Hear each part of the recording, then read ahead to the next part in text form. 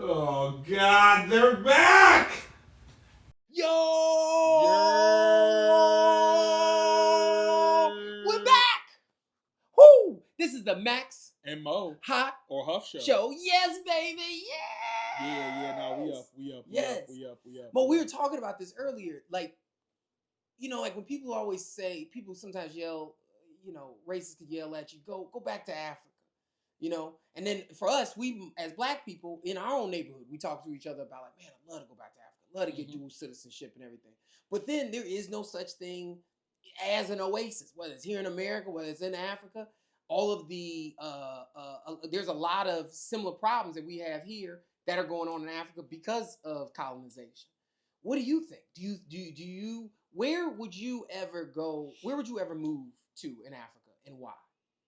I would probably move to Ghana or Nigeria. Okay. One of those two. Okay. If I were moving to Africa. I don't have a particular reason. Those are just places my mom went when she went. Wow. And those are places where we have some family. Okay. And I'm like, cool. I would like to go where I know my roots are to some degree. Maybe get familiar with some long distant cousins because my mom was able to find. She did our genealogy. She was able to find family. Wow. So like not just on 87. Not just on 87. I love it. Not just on 87. So I would love to go to the places where my mom went. Yes. And maybe find more family. Do even more genealogy work. See where some of my dad's people are from. Because I know that some of them are from like continentally here, both north and south. And not just like within the borders of the US, just like continentally, like whole of North America. I know where some of my dad's family are, but I don't know where the Africa is. Okay. I don't, you know what I'm saying? And I don't know a lot about where my dad's family is from, even continentally. Like I know bits and pieces. So there are gaps that I would like to fill. And I would like to maybe move to Ghana and Nigeria and then work on filling those gaps in the homeland is something that I would be very interested in doing. But yeah, that's me. Where would you go? Man, it's difficult. I think definitely Ghana, Benin. What else? Benin. Togo's right over there too. Yeah, Togo's right there. Yeah. Love to visit Love to go to South Africa, Ethiopia. Ethiopia's nice. I want to learn some of them Ethiopian dances that be going viral. Yes, me too. Like that one dance they be doing. Yes, when they run it, them niggas over there wave dashing. They do. They all wave dashing. You not lying. I stole that joke from my homeboy Will. Shout out to Will. Because Will Ethiopian. I said that shit to him. I love that. That nigga wave dashing. Yo, Will's very funny. I'd love to have him on an episode. No, we definitely will. We'll definitely get Will on. Yeah, it would be those places. I also don't know enough. I know though with Nigeria, it's a place where like us men, it'd be easy, be pretty smooth. But I don't know many Nigerian women that are friends of mine that like really want to go back to like live in Nigeria because of how sexist and homophobic it is. Yeah, I feel like, and I don't want to paint the whole of the continent of Africa in a negative light because I don't know. I don't know, and I want to own that I'm speaking from a place of ignorance. I think Africa has the same issues with colonization that we have in the U.S. True. Which is why whenever so many people talk to me about going back, I'm not 100% sold. Not because I think Africa is fundamentally worse than America. I don't believe that's true. I just don't believe that's true. Yeah. But like if everyone was colonized, why move to another place where they speak another European language because of severe colonization and have to also deal with multiple culture shocks because I don't speak any of the local languages. I don't understand the local cuisine, et cetera, et cetera. Like I would rather... You don't know how to wave dash. Right, I don't know how to wave dash. So I'm looking at that as I'm picking the devil I know. But I don't think Africa's worse, and I want to say that. I want to say that out loud. Like I don't want anybody taking this and going, Mohawk ain't African. Yeah. It's like no. I would hate to go to places like because I believe Nigeria was colonized by the British. Yes. Right. So you know what I'm saying, like same here, and like South Africa, not too dissimilar of a situation. Mm-hmm. Other places, not too dissimilar of a situation, to the point where like I have African friends and have had African co-workers who primarily spoke French. So I'm just like, the colonization is there. It is. It's strong. It's got a hold. And like I don't know if I could go there and not end up more furious. Because and that doesn't mean that there aren't parts of that could be healing. Because I'm positive that there are parts of that could be healing. Yeah. But I know a lot of black people who were like, I went back to the motherland and I felt healed. But I also know a lot of other black people on the other end of the spectrum who went, I went there, I saw a slave castle, and I got angry. And then I stayed angry because I saw all these like European brands. I'm hearing them speak French, and I'm in the motherland. Shouldn't be no French in this bitch. What the fuck? True. Like, and I could see me going either way. Yeah. So I could see me going either way, and I'm not resistant to going. I'm just not chomping at the bit. Either. Yeah. I'm very in a world where I get to travel, right? In a world where I get to travel, I don't see myself not going to Africa. Of course. I'm just not like, I need to go back. Like, I'm not there. I'm not there either. Yeah, like it's going to fix all of my problems or whatever. Yes. Like a lot of people treat visiting Africa like black people in the North treat moving to Atlanta. Yeah. For real. And I don't think that's good. No. I don't think giving Tyler Perry more access to niggas is actually a good idea. Yeah, you ain't about to move back to Africa and then, ooh, man, look at that. I'm in the oil trade. Right. You know what I'm saying? Like, I'm not gonna move to Africa and then start a homestead. And I don't want to do that no way. True. I don't want to do that. No, hell no. Homesteaders. Yeah. Them motherfuckers freak me the fuck out. I know. They even have a couple black people in that new Homesteader reality show, and I can't even watch it because I just don't. I'm like, I don't want to. I don't want no niggas near nowhere on a little house on the prairie. I don't care. And I understand that like it is very important that black people, especially like urban black people like myself, reestablish their relationship to the land. Absolutely. It is probably going to be mad helpful in the next year if I learn how to forage. Like following the Black Forager. Shit, it'll be helpful for you tomorrow. Yeah, like following the Black Forager on Instagram. I'm learning a lot about like native plants and stuff like that. And I'm very into chaos gardening. Yeah. Like I want to start finding wild like native plants that I could just in a crap somewhere, see if it take off. You know what I'm saying? That. Help some pollinators. Especially being here in Chicago. Yeah, no. Named after an onion. Yeah, right. You know what I'm saying? Like I would love to do some stuff like that. But seeing black people in a homestead creates a very specific type of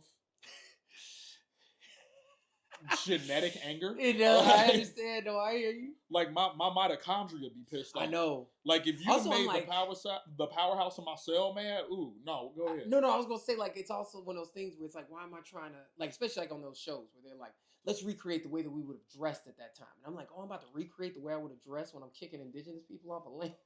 You know what I mean? Like it's just weird. You know, and like certain. I'm good on that. You know, so good on or that. Kicking our own people off. Like I mean, right, you know, like, I'm good on that. And watch somebody like I don't think we were called as black people. During in the West where we took up, when black, Latino people, indigenous people took up most of the West, in terms of population, or at least over half of that. I don't think we called each other homesteaders. We called each other, I was here first. You know what I mean?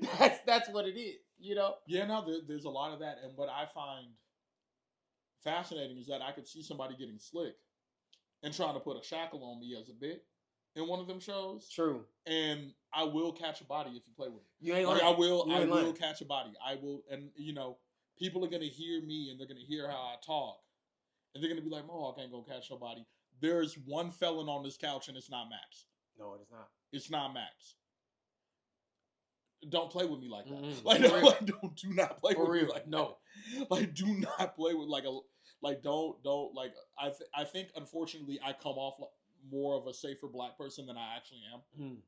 Like a lot of people are like, hey, what do you think that is in terms of what's supposed to constitute as a safer black person? I think people, and Wayne Brady has spoken to this, diction will make white people think that because you speak as though you are writing a formal essay, that you are somehow inherently smarter and inherently safer and inherently more moral because of the ways in which we view academia and because of academia's roots in white supremacy. True.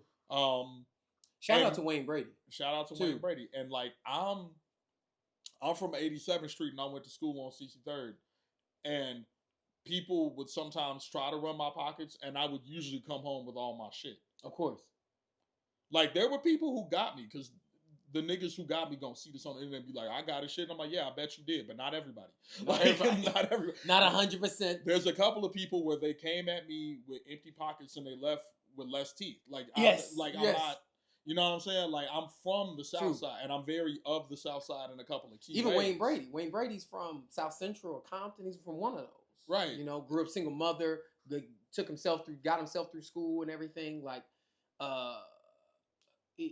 it is insane. It's insane when how anybody can, and especially when black people, when we do it to each other, we'll create a monolith within each other. Because even like Wayne Brady's even spoken to, like him being in that sketch with Dave Chappelle. Yeah, that hurt his career in certain ways. Because there's people that were just like, oh, I just don't. Now I'm not about to put you in a bunch of these in black films, in black led films, because of the fact that we deem you as, oh, you're not for us. You see what I'm saying? That those jokes had taken on a life of its own. Right.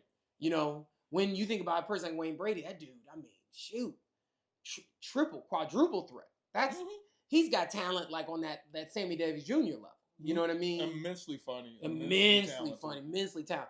All them white dudes were jealous of him on Whose Line Is It Anyway. You know, because he was funny every time. Funny every time. Singing, dancing, look good. Dude was killing it. Like, he was doing it. He was doing it in the 99s and the 2000s. In ways that, like, a lot of people couldn't. He was. And that is, you know, when I think about my career, even some of the ways in which I know people view you. Yeah. I'm just like, I think people make, you know, and people on all ends of the spectrum make assumptions about, like, one, where my political allegiances are, especially people who don't know me online and don't know me as an activist. True. Like, there are people who have come to me with their homophobia, with their misogyny, with their anti-blackness, and I'm like, bro, I beat the fuck out of you. Like, what do you mean? Absolutely. I like all my niggas gay. All my homies are gay, and most of my homies are AFAB. That's true. Like, I don't have a shitload of cis male friends. That's true. And I don't have many straight friends either. True. You and I have a lot of the same gay, not man friends. Yeah, like we run in like four of the same circles. Very true. But like whole lot of they thems. Whole lot of they them. All of they them. Like and my favorite people. You know what I'm saying? Like, hell no. Like, you can't come over here with that. I'll beat your ass. For real. Like, what do you mean? For real. What you mean you don't like gay people? What made you think I was safe like that? And it's because they think I'm from Elmhurst. They do.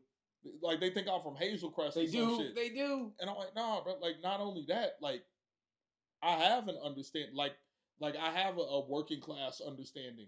Yes, you do. Of history where I'm like, oh, the rich have hated us. Yes. And then that intersects with race, and that intersects with sexuality, and that intersects with gender. That's right. In a lot of key ways. So I am probably the least safe black. Yeah. I am the most, like, get away from me. Like, absolutely. Get the fuck away from me with that. That's right. And I do find it, you know, very fascinating the ways in which, like, I'm viewed and the ways in which different cultures view, like, men like you and I. Yeah. But then at the same time, I think that, you know, we as black people do a lot of that separating and categorizing. Because, you know, like when we're out here in public, we are just black men to any of these people. I see Asian American folks won't even say excuse me. They'll scatter when you walk around. I got a story. Go finish your thought. But then will. A lot of times, like if I'm let's say for instance, like running to a bus stop across the street or something like that, and there's Asian American folks that are standing there and stuff. There's a lot of times I'll see them literally, have my wife, like running away. Have my kids. I'm gone. Like they said, take them. Take them. It's insane. It's insane. When you're in the grocery store, won't say be standing behind you forever. Will not say excuse me. Oh, let me get past. Anything like that. It's almost as if not wanting to have an interaction with us. You know what I mean? At all. It's insane. Now you'll see. I think now in 2025, you will actually see certain white people overcorrect. You know what I mean? You ever reach for something in a grocery store and a white person, oh, hey, it's yours. It's yours. You take it. You know what I mean? Hey, rapper, you want me to buy that for you? I'll buy your eggs. Susan, I'm buying his eggs. And this is for Huey P. Newton. Yes, exactly. This is for exactly. Huey. Yes. He should have been here to see you get these eggs. But then it is interesting how like other ethnicities, you're like, man, they're just you know, everybody's throwing us in a box in some ways, but it is fascinating. Because there's been many times where I've talked to certain people, you know, talk to like an older white person, and then we're having a great conversation. And then at the very end of it, they're like, "Oh man, and so how long you been a basketball player?" You know what I mean? And like it's those kind of moments where you realize like you already had these what did the woman try to say? Like what's the term? Preconceived notions. Preconceived notions. Yes. No. So I remember I was walking my ex's dog. She and I were walking her dog, and we're walking together. And me and the dog turned the corner. Husky, right? Sweet girl, very sweet girl, very sweet girl. Very friendly, loves meeting people, loves playing. She's such a friendly dog. We turned the corner. I've got the leash, right? And my ex is like behind me, kind of like texting, right? We turned the corner. The small Asian woman sees me and the dog and sees my ex, hits one of these, right? And then turns around and walks in the opposite direction, which didn't help her because that's where we were going. So now I'm chasing you with the dog. Yes, with the dog. And in like, my head, get back in your house. Get back in your house. And in my head, I'm like, watch this shit end up on the Citizen app. You ain't lying. And she gonna be like, Shaquille O'Neal and Pat Wolf kidnap a white woman. For real. For real. Like King Kong and the Hound of Baskerville. Yeah, I was like, yes, I was about to say. half of the cast of the Rampage movie. For real. He looked like he was in Game of Thrones. Like this 10-foot tall black man. And his demon mount, his demon mount, his knoll. And for some reason, he's swinging his dick like this. He's gonna kill me with his dick. Yeah, like he came around flailing his dick in a circle while riding a wargle. It was what the orcs ride in Lord of the Rings. He had 3 of them. Yes, he did. He chased me on the back of Cerberus with his white slave. Free that woman. Free Britney. Free Britney. For real. And it's not Britney. No. It's not. But no, you're right. You're right, dude. Her name wasn't Britney. It's insane. It isn't Britney. She's still here. It's insane, bro. It's insane. But I do think that yes, that monolithic thinking, it only ends up hurting us in the end. It really does. It really, really does.